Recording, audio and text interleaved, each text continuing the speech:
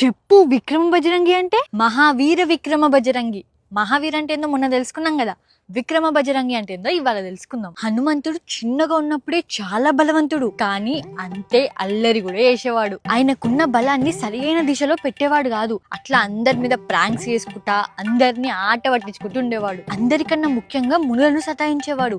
అప్పుడు మునులు ఆయనకు ఒక శాపం ఇచ్చిరు, నీకు మళ్ళీ ఎవరైనా గుర్తు చేస్తే గానీ నీకున్న శక్తులు గుర్తురావు అని. ఇంకా హనుమంతుడు తన శక్తులన్నీ మర్చిపోయిండు. రాముడు తన లైఫ్ లోకి వచ్చినప్పుడు కూడా హనుమంతుడు ఒక సాధారణ వానరుడు మాత్రమే. విక్రమ్ అంటే ఎంతో శక్తివంతుడు అని అర్థం. మారుతి పుట్టిన కొన్ని నెలలకు అన్నప్రాసన చేసిరు. అప్పుడు హనుమంతునికి కొన్ని మెతుకుల అన్నం తినిపించిరు. అంతే, హనుమంతునికి ఆకలి మొదలైంది. ఎంత తిన్నా ఆకలి అయితేనే ఉండేది. వాళ్ళ అమ్మని ఇబ్బంది పెట్టడం ఇష్టం లేక ఇంకా అన్నం అడగడం ఆపేసిండు. కానీ తన ఆకలి మాత్రం తీరలేదు. అట్లా ఒక రోజు నారదముని వచ్చి హనుమంతునికి పనులు ఇచ్చిండు. అవి హనుమంతునికి ఎట్లాగూ సరిపోవు. అప్పుడు నారదముని హనుమంతునికి సూర్యుని వైపు చూపించిండు. సూర్యుని ఒక పెద్ద మామిడి పండు అనుకొని చిన్ని మారుతి సూర్యుని దగ్గరికి వణికి ఒక్కసారిగా గాల్లోకి ఎగిరిండు. అన్ని గ్రహాలు భయపడ్డాయి. ఒక్కసారిగా వాటి దారి మొత్తం మార్చుకున్నాయి. అట్లా చేయడం వల్ల భూమి మీద ఉన్న ప్రజల జాతకాలు మొత్తం ఆగమాగమైపోయినాయి. కాలదేవుడు, వరుణదేవుడు, అగ్నిదేవుడు హనుమంతుని మీద దాడి చేసిరు. కానీ మారుతి వాళ్ళని దారుణంగా ఆట పట్టిస్తూ ఓడించిండు.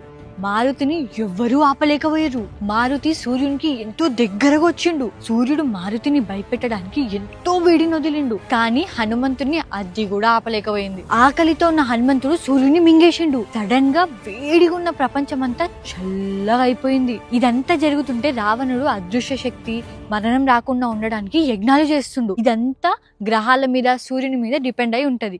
ఇవన్నీ తారుమారు అవడంతో తన యజ్ఞం ఆగిపోయింది. ప్రపంచాన్ని చీకటిలో చూసిన ఇంద్రుడు కోపంతో తన ఏనుగు మీద వచ్చి హనుమంతుని మీదకి వజ్రాయుధాన్ని విసిరిండు. ఆ ఆయుధం మారుతి మూతికి తగిలింది. గట్టిగా వచ్చి తగిలేసరికి హనుమంతుడు వెనక్కి పడిపోయిండు. నొప్పికి నోరు తెరవంగానే సూర్యుడు బయటకు వచ్చేసిండు. ప్రపంచానికి మళ్ళీ వెలుగొచ్చింది. కానీ గాలాగిపోయింది.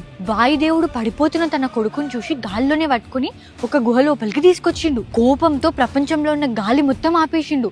అప్పుడు భూమి మీద ఉన్న వాళ్ళంతా గాలి ఆడక చాలా ఇబ్బంది పడడం స్టార్ట్ అయింది. అప్పుడు దేవుళ్ళందరూ బ్రహ్మతో సహా వాయుదేవుని దగ్గరకు వచ్చి ఎంతో బతిమలాడిరు. వాయుదేవుని కోపం తగ్గనికే అందరు దేవుళ్ళు చిన్ని మారుతికి ఏదో ఒక వరం ఇచ్చిరు. ఎంతో శక్తివంతుడైతాడు, ఎవరూ ఓడించలేరు, అసలు చావే ఉండదు, ఎంతో జ్ఞానం ఉంటది, అట్లా ఎన్నో వరాలు సంపాదించిండు చిన్ని మారుతి. ఇంకొక వరం ఏంటంటే ఇకపైన అన్ని ఆయుధాల్లో బలమైన ఇంద్రుని వజ్రాయుధం కూడా హనుమంతుని ఏమీ చేయలేదు.